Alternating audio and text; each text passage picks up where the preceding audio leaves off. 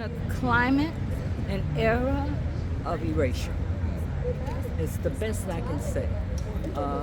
When the city makes a determination of what it demolishes, we can see by the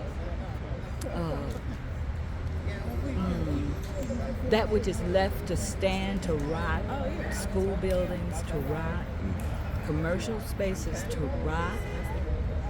And why this place? This place is on a boulevard where the city has intentions to develop. We're expendable. Whenever it is time for, I suppose, a capitalist interest to decide, when they decide it's time, this is that time. And it's not about preserving the historical reference point of a majority black city. This space, people come from all over the world. And so why is this space a target to demolish as opposed to a target where Detroit is saying it wants tourism? This is community-based. This is urban-based. This is black folk-based. Why are we expendable in Detroit? So earlier this week, I actually had a chance to stop by Dabl's Bead Museum. And this is a cultural center and a location that means so much to Detroiters based off of just how profound and vast this collection of art pieces, mostly outside, is. And it's located on Grand River and West Grand Boulevard. But this place is inspiring, jaw-dropping. I mean, it's just amazing.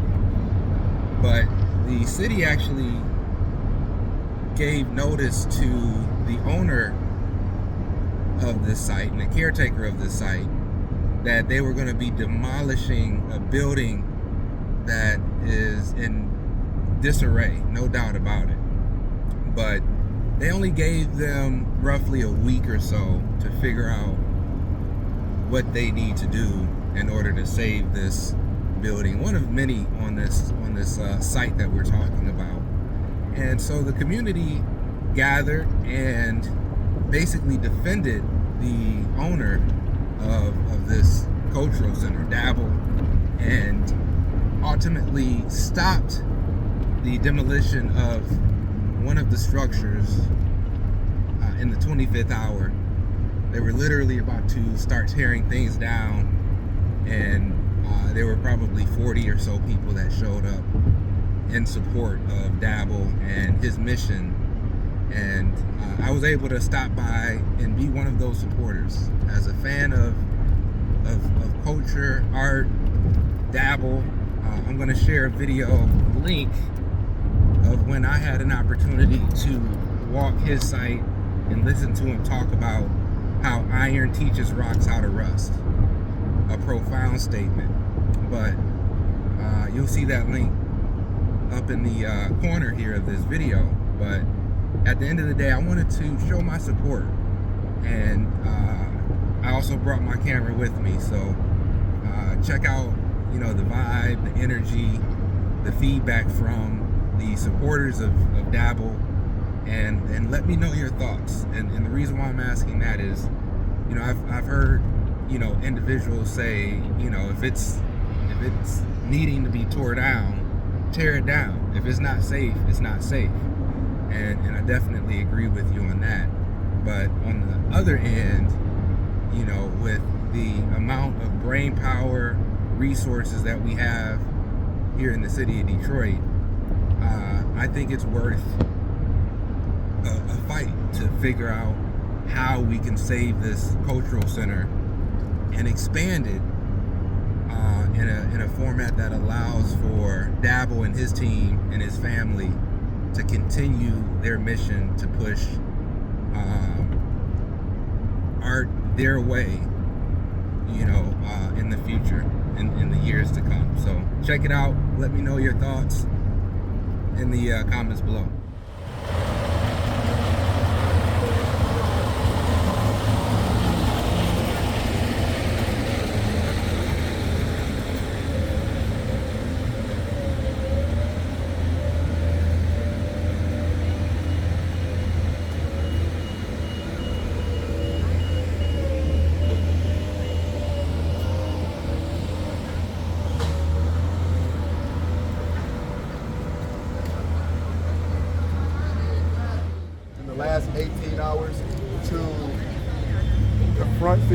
meetings, confront the mayor, let them know, hey, we are very much in love with this institution. We're very much aware, and we're very much on the front line for it.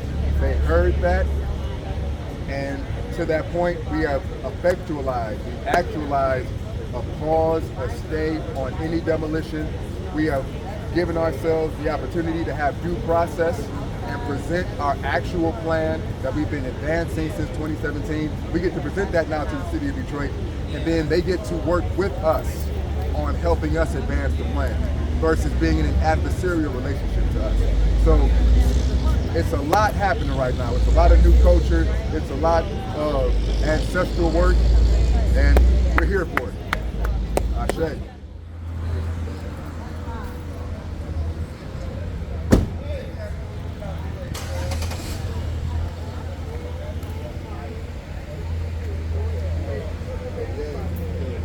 Throwing it down there.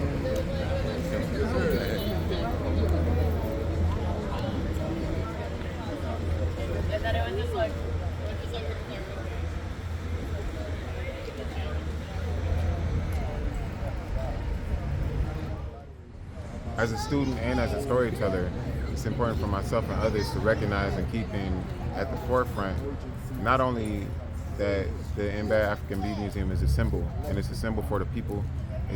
But it's a symbol for the people that is older than art.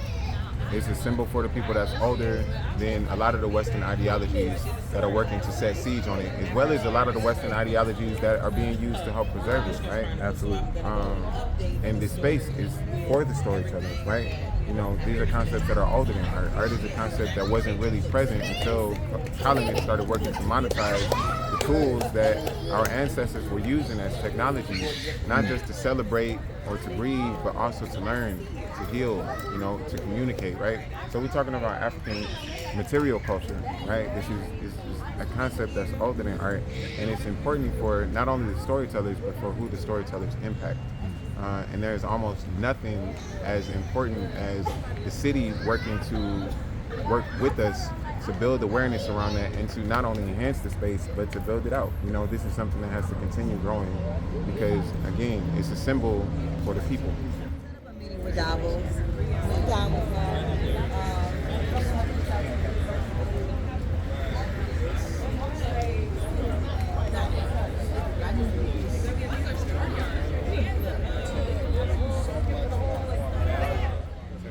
That we have this one-of-a-kind treasure that has been created and stewarded by an indigenous Detroiter, and it has become a global destination. That is something that we should revere and honor through direct action. We should be uplifting that pride that we have in that through efforts to not only stabilize, but advance this very futuristic development. Tell us the importance of having this museum still here.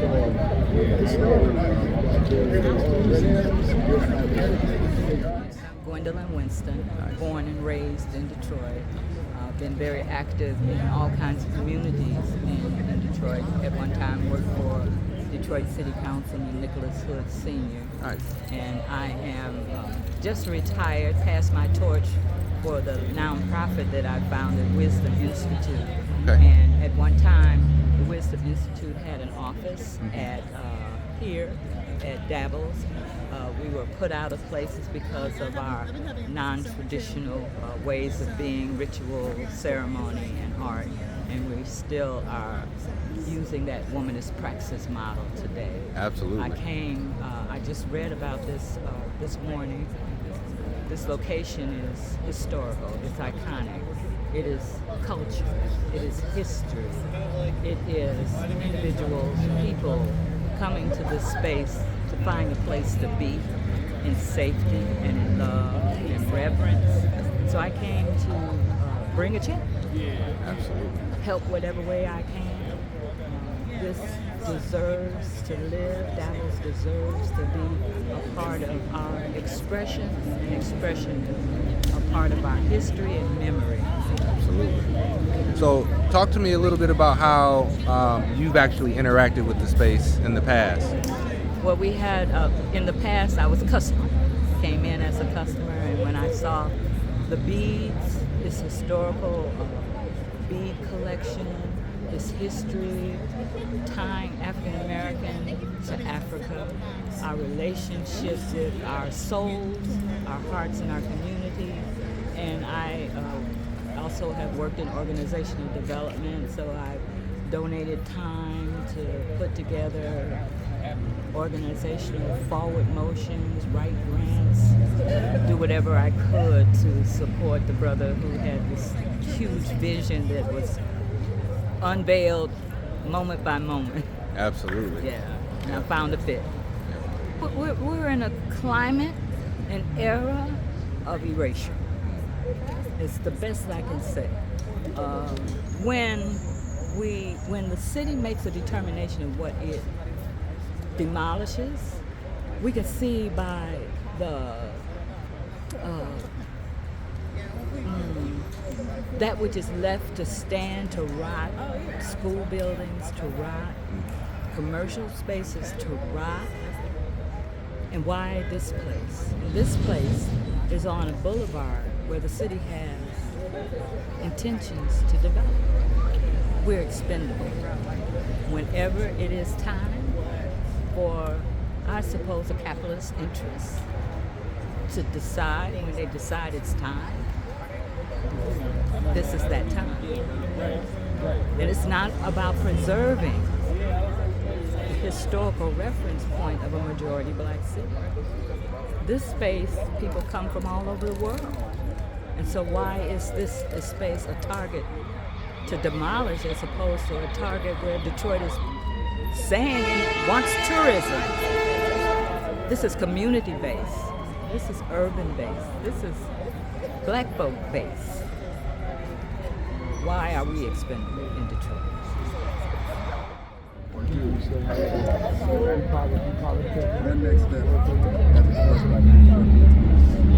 Wait, tell me your first and last name. Dabl's museum. Ever since he was downtown around about maybe 20 years over there. Okay. Over here, we've been here at least about 30 years. And this is the famous historical site because of the time and energy that was put into creating this masterpiece of art, as well as the people all over the world have been here to look at it and admire this thing.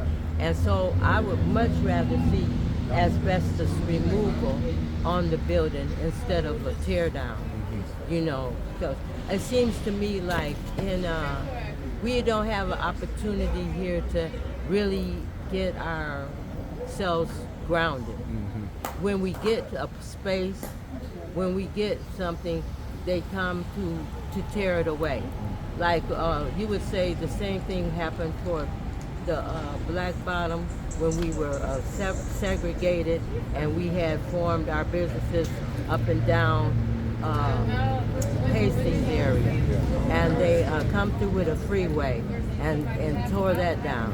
Same thing on 12th Street when we had the what they call the 12th Street riot. We call it the 12th Street Rebellion because that it was people just tired of being manipulated, maneuvered, moved, denied opportunity as usual.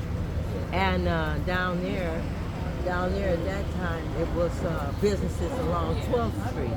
And they came along and shot them up and tore that down. And they would pretend we knew because they see the newspaper used to be on our side and tell the truth, but now they cover up and they don't say things. They're regulated, like freedom of speech is regulated, and so they don't tell you everything. But and even then they didn't tell you everything because they would say they had fire, or maybe it was just the police line. We had fire on us, so therefore we had to return it. And then my little girlfriend, we both just ages now, she was on 12, and she said her daddy had to put her in between two mattresses because they were shooting and there was tanks out there, and they said on the news they were saying it wasn't no tanks. Wow. So it was like that. You know, I've lived long enough to see a lot of things happen. Absolutely. Tear down the masjid on Woodrow Wilson and Virginia Park. When that brother died, Brother Hassanan, that ran it for so long. But all our little historical stuff that we have, they want to try and tear it down and destroy it. You know, whereas somebody else might came along and they say, oh, we're going to do asbestos removal, you know, instead of a tear down. It's too much. It's too much. It's so much hard work. So yeah, it hurts me. It made me feel to tears. It makes me feel, but it also makes me angry. It also makes me want to organize, because that's the way I am. Did you took the vaccine? No, me neither. Oh yeah. That's what I'm telling you. Right?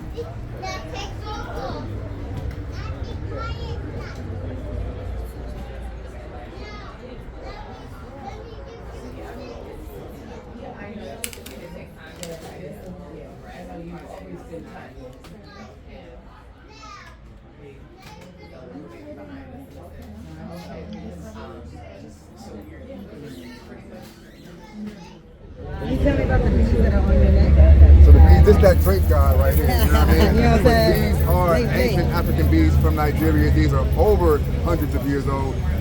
Purchased these. It wasn't a purchase. It was an African exchange with Dabls around 12 years ago. Shout out my brother Kanoom for putting them together though. Master jeweler, master architect. But yeah, this is what it looked like. Ancestral literacy, material culture. We're the ancestors.